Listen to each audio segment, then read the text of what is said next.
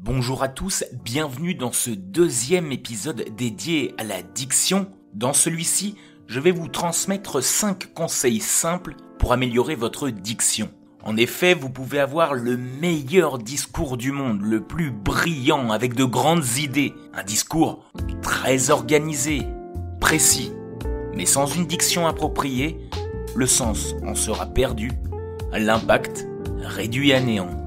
Les mots ne toucheront pas votre public s'ils ne peuvent pas être compris, entendus. Une bonne diction est vitale pour avoir une voix claire, un discours efficace. Ainsi, découvrez 5 exercices simples qui vont vous permettre de vous améliorer. Je vous ai mis quelques ressources en description pour pouvoir vous entraîner chez vous devant votre miroir ou bien au bureau, pourquoi pas. D'abord, les exercices de virelangue. Peut-être que vous ne connaissez pas le mot virelangue, mais je suis sûr que vous en connaissez au moins un. Les virelangues, ce sont des phrases pleines d'allitération. Ces phrases sont souvent utilisées en guise d'échauffement et de pratique de la parole. Les exercices d'énonciation de virelangue sont de loin le moyen le plus simple de commencer à améliorer votre diction. Si je vous dis les chaussettes de l'archiduchesse sont-elles sèches, archi-sèches, ça vous dit forcément quelque chose. Commencez par réciter la phrase lentement, en prenant soin de prononcer chaque mot, clairement et fort. Une fois que vous êtes en mesure de la réciter sans problème, commencez à augmenter la vitesse. L'augmenter jusqu'à ce qu'il vous soit impossible de continuer en parlant clairement. Je vous ai mis en description du podcast quelques exemples de virelangue. Entraînez-vous devant votre miroir et vous allez voir, vous allez vite progresser. Le deuxième moyen pour améliorer sa diction est d'accentuer les mouvements de la bouche. Il est souvent difficile pour les personnes aux prises avec des problèmes d'articulation de comprendre d'où vient le problème.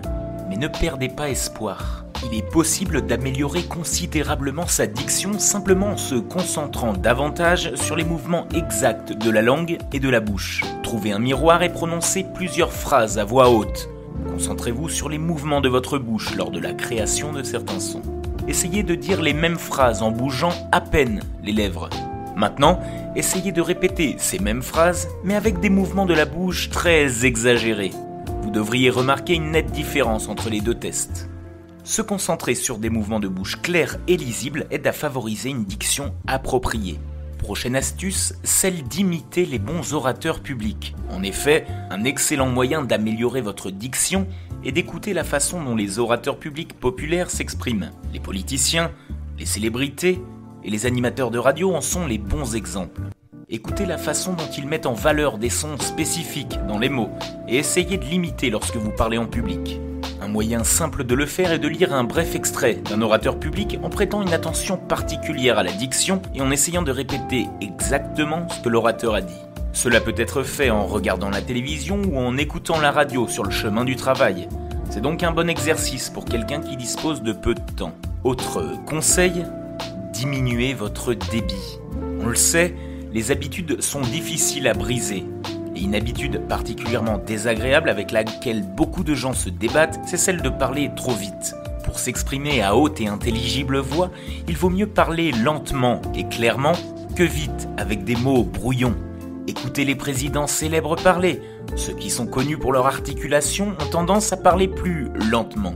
De plus, parler lentement a l'avantage supplémentaire d'envoyer un message d'intelligence, de sagesse et de réflexion.